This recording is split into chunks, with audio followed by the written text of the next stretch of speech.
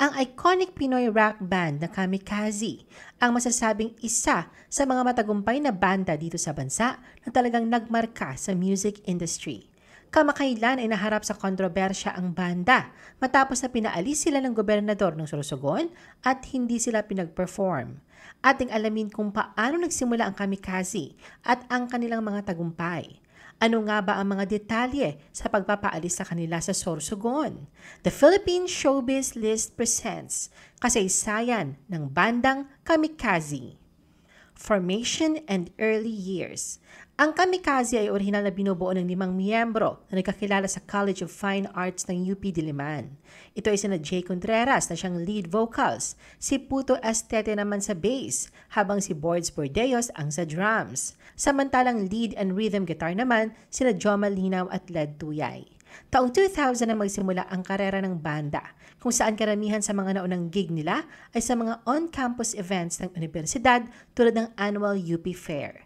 Bago sila pumirma sa isang major label, sila ay kilala bilang Kamikaze Cornflakes na sa huli ay naging Kamikaze na lamang. Ang kanilang mga unang pagtatanghal ay kasama ang pag-awit ng mga kanta tulad ng Sarap, Chinelas at ang cover ng kanta ni Ariel Rivera na Sana Kahit Minsan. Simula noon ay nakilala ang Kamikaze sa kanilang mga live performances sa paggamit ng mga mura, mga makahulugang sayaw na may mga sexual na kahulugan, at references sa mga bahagi ng katawan. Gayunpaman, ang kanilang musika ay naglalaman ng maraming elemento ng modernong musikang rock tulad ng pop-punk, grunge at nu metal sa ilang mga kanta nila. Kinikilala rin ang drummer ng banda na si Boards para sa kanyang drum work na ayon sa mga tagahanga at kritiko, nagdadagdag ng karagdagang ganda sa mga awitin ng banda. Masasabi ngang mainit ang pagtanggap ng publiko sa Kamikaze.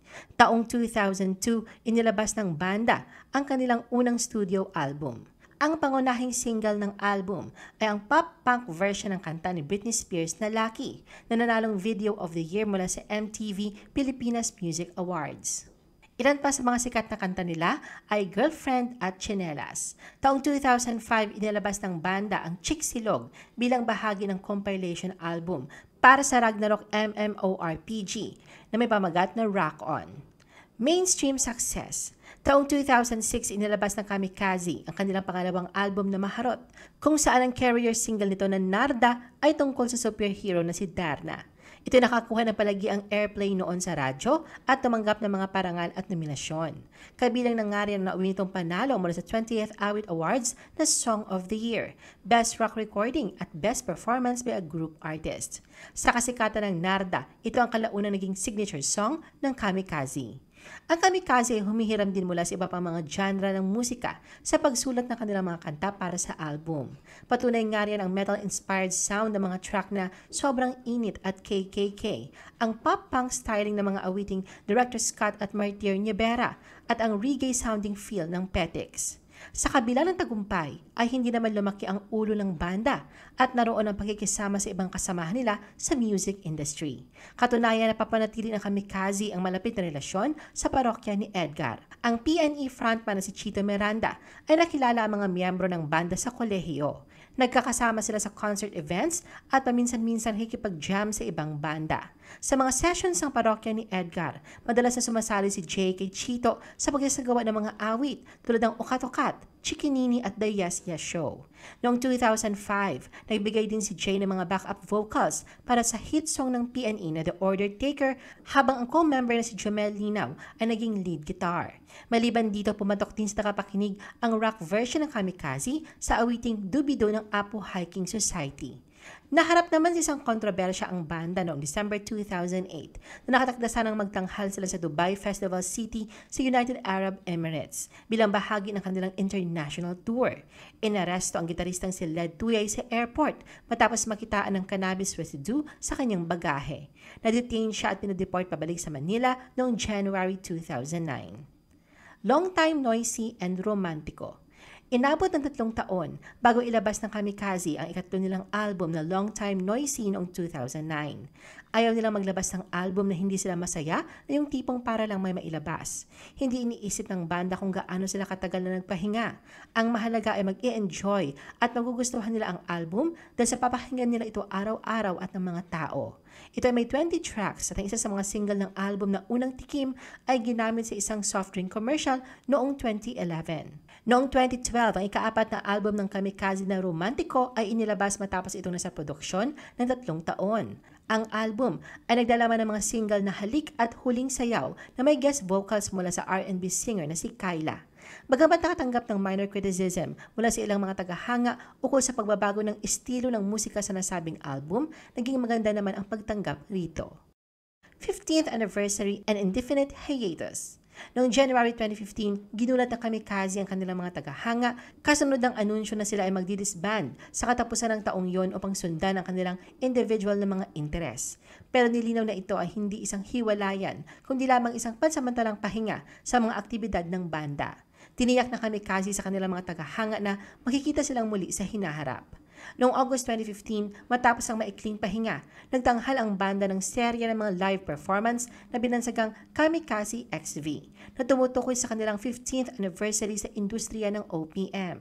Ginanap na Kamikaze ang kanilang huling gig sa 12 Monkeys Music Hall and Pub sa Makati bilang bahagi ng Kamikaze XV Concert Series na may pamagat na Kamikaze Huling Sayaw, kung saan si Chito ng parokya ni Edgar ang special guest.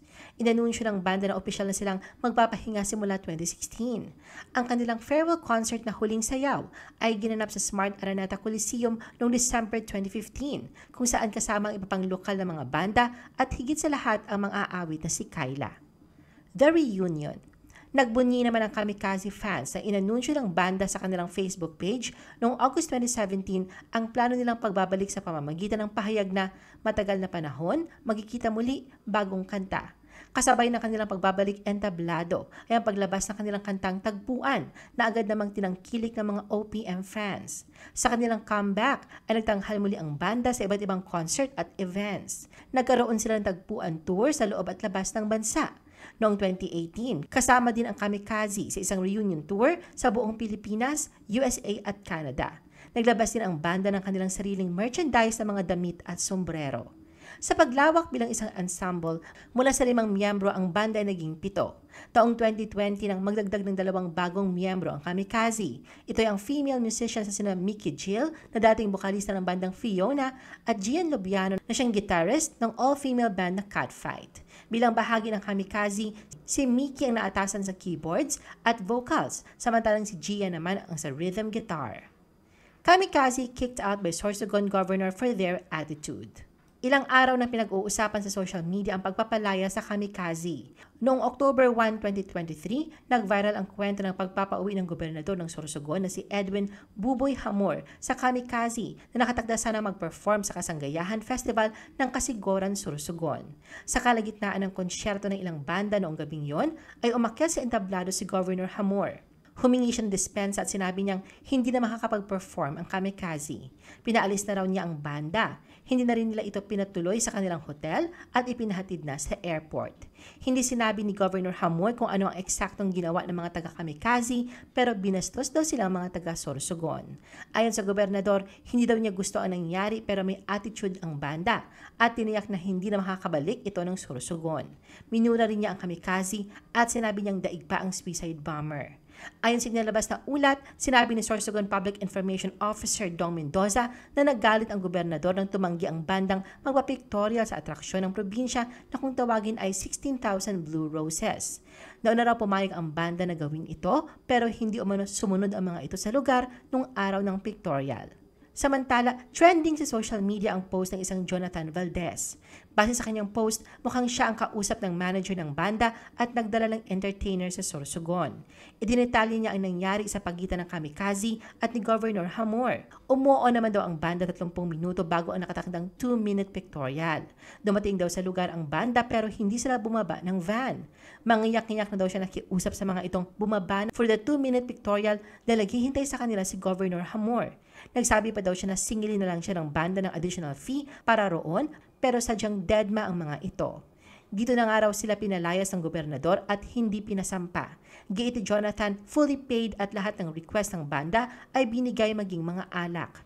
Dagdag pa niya na nakausap niya ang ilang tao sa industriya at isa lang ang anya ang common na sinasabi ng mga ito. Nakahanap ng katapat ang kamikaze. Sa huli, binigyan din niya ang kabastusan ng banda na nakuha ng mga ito ang nararapat para sa kanila. Kaugnay nito, nariyan ang kaliwat kalang tanong ng mga netizen sa banda na nais ang marinig ang kanilang panig ukol sa tunay na nangyari. At sa kabila ng kinasasangkutang issue, ay mas pinili naman ni Jay ang pag-ibig. Sa kanyang Instagram post, binahagi niya ang kanyang black and white photo na may makahulugang caption na, "I choose love." I-post ang inyong comments at reaction sa baba. At huwag kalimutan na i-like at i-share ang video na ito.